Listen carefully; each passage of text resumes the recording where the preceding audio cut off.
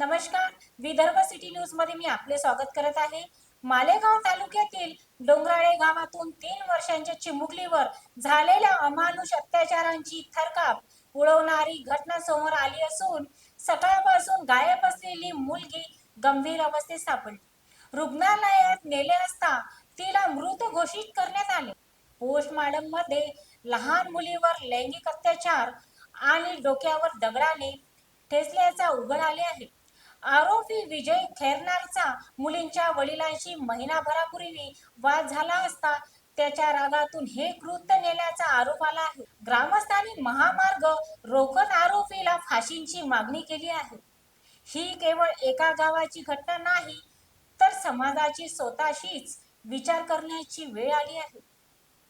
आपल्या मुली किती सुरक्षित आहेत? मालेगाव पोलिसांचा तपास सुरू असून या प्रकरणाचा फास्ट ट्रॅक न्यायालयाला चालवण्याची मागणी होत आहे. Vidarbha city news, Amravati.